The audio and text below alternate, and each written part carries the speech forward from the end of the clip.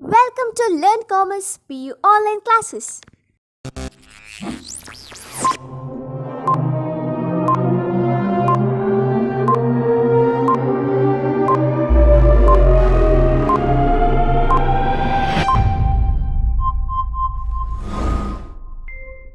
Don't forget to like our video and subscribe our YouTube channel for all the updates.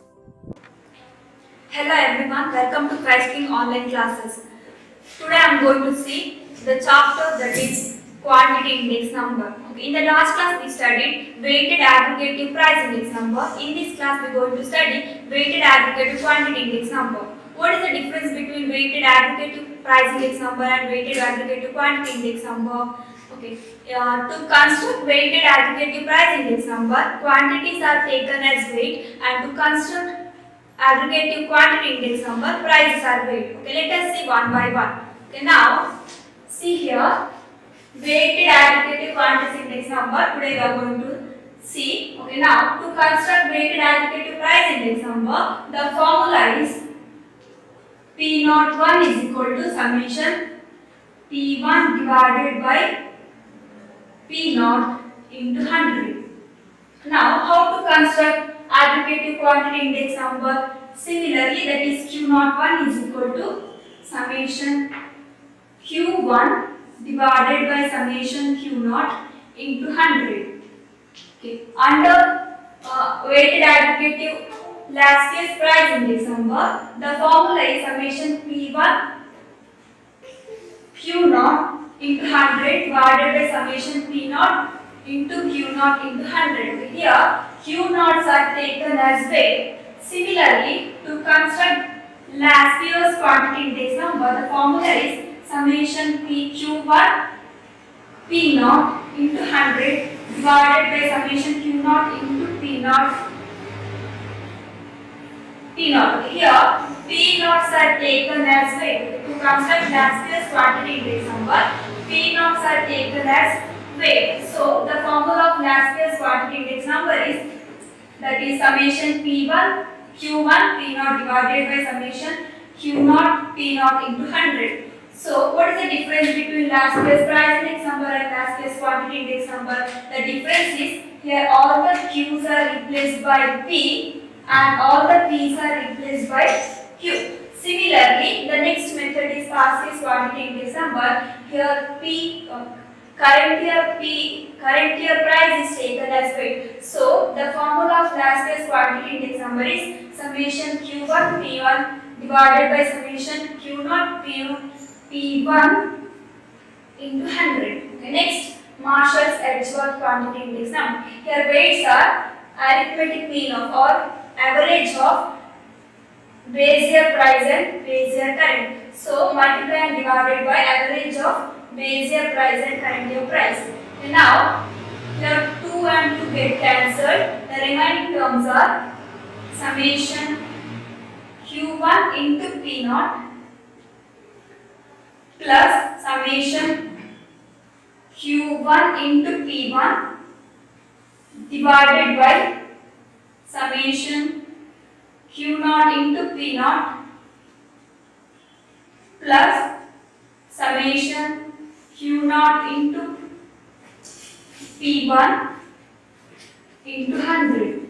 So, to construct Marshall Edgeworth quantity index number, the formula is summation Q1 P naught plus summation Q1 P1 divided by summation Q naught P naught plus summation Q naught P1 into 100. Okay, next, let us see the next method, that is the Dobbish-Bowless quantity index number. Here weights are last year's quantity index number, arithmetic mean of last year's quantity index number and past year's quantity index number. So arithmetic mean we can write like this. So last year's quantity index number plus past year's quantity index number divided by 2. So substitute the formula. Then last year's, see, in last year's and past year's index number 100 is common. So I will write 100 outside. And here divided by 2 is there. That also I will write outside. So then last year's quantity index number and past year's quantity index numbers are summation q1 p naught divided by summation q naught p naught plus summation q1 p1 divided by summation q naught p1. Okay, this is the formula to calculate the Bowley's quantity index number. And then last method is Fisher's quantity index number. Here weights are geometric mean of last case quantity index number and past case quantity index number. Okay, now here this is equal to square root of the formula of last case quantity index number and past case quantity index number. Here the common terms are 100. So square root of 100 and square root of 100 right outside, that is 100 only. Then remaining terms are summation q1 p naught divided by summation q naught p naught into summation q1 p1 divided by summation q naught p1. Next method is past case quantity index number. To calculate past case quantity index number, formula is q naught 1 is equal to summation q1 p1 divided by summation q naught p1 into 100. Now, to calculate past case quantity index number, we need to generate two more columns, that is q1 into p1, another one is q naught p1. So next columns are q1 p1 and q naught p1. Now see here, that is q1 and p1. q1 is 10, p1 is 60. So 10 into 60 is 600. Next q1 is 100, p1 is 5. So 5 into 100 is 500. Next q1 is 60, then p1 is 6. 6 into 60, that is 360. Next q1 is 50, then p1 is 7. So 7 into 50, that is 350. Next what we need to calculate? We need to calculate sum of this observation, that is 1810. Okay, next column is q naught and p1. So here q naught is 50 and p1 is 10. So 50 into 10 is 500. Next q naught is 80 and p1 is 5. 80 into 5, that is 400. Next q naught is 7 and p1 is 6. 70 into 6 is 420. Next q naught is 30 and p1 is 7. 30 into 7, that is 210. The sum of this observation is 1530. Okay, next substitute these values in the formula. This is equal to, here sum of p1 q1 is 1810 divided by the sum of q naught p1 is 1530 into 100. Okay, then calculated answer is 119.30. This is the calculated answer of past case quantity index number. Okay, next let us see how to calculate Marshall-Edgeworth's quantity index number. Okay, to calculate Marshall-Edgeworth's quantity index number, the formula is this is equal to q naught 1 is equal to summation q1 p naught plus summation q1 p1 divided by summation q naught p naught plus summation q naught p1 into 100. See here all the sum observations are there. Substituting the formula. This is equal to summation q1 p naught is summation q1 p naught is 1490 plus summation q1 p naught is summation q1 p1 is 1810 divided by summation q naught p naught is summation p naught q naught is 1290 plus summation q naught p1 is that is 1530 into 100. This is equal to 1490 plus 1810 is 3300 divided by 1290 plus 1530 is 2820 into 100. This is equal to 117.02. This is the calculated answer of Marshall Edgeworth's quantity index number. Next, let us see how to solve Darvish-Bowley's quantity index number. To calculate Darvish-Bowley's Fisher index number, we know the formula, that is Q01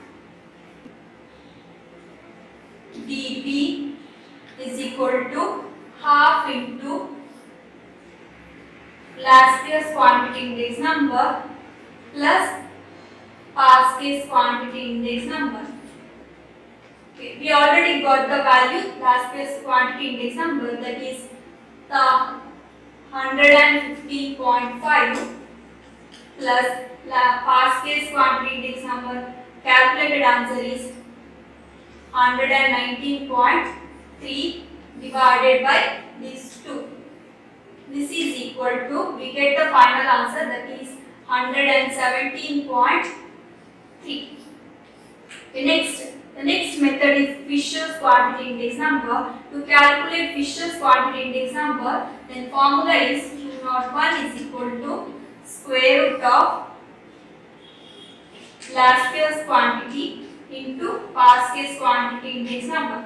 This is equal to square root of Laspey's quantity index number. We got the answer, that is 115.5 into Parskey's quantity index number is 119.3. Then final answer is 117.4. This is the calculated answer of Fisher's quantity index number. Okay. Next, let us see how to construct value index number. See, we know that value index number is denoted by V01. What is value index number? Value index number is the ratio of sum of values in the current period expressed as percentage of sum of values in the base period. Okay, now see ratio. Ratio I will take divided by, because it is expressed as percentage. Percentage in terms 100. Okay, it is the ratio of sum of the values in the current period. Sum is denoted by sigma. So sum of the values in the current period, that is V1 divided by expressed as percentage, that is 100 of sum of the values in the current period. The sum is sigma. Values in the base period is denoted by V0. Okay, we know that values are multiplication of or product of price and quantity. Here V1 is, that is multiplication of price in current and into quantity in current period, divided by V0 is sum of price in base period into quantity in base period into 100. This is the formula to construct value of index number. Okay, see here difference is there. Then value of price, value of relative is, that is P1 into Q1 divided by P0 into Q0 into 100. Then value index number is sum of P1 Q1 divided by sum of P0 Q0 into 100. Let us see one problem based on value index number, that is compute value index number for the year 2010 on the basis of 2008 from the following data. See here there are three columns are there. First column, that is item, second column 2008 under that price and quantity, next column is 2010 under that price and quantity. Here 2010 is current year, 2008 is base year. Base year price is denoted by P0 and base year quantity is denoted by Q0.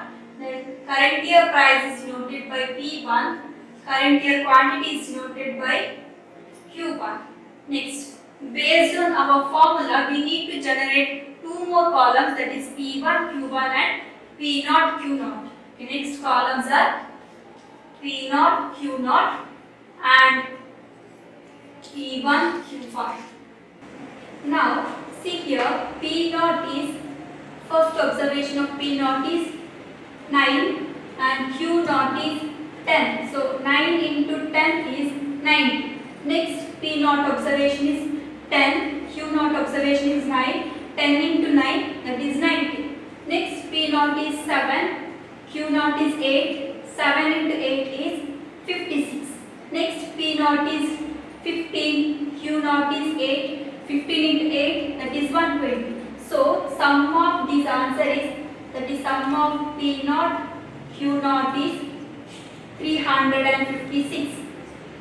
Okay, next here, next column, that is P1 is 10, Q1 is 11.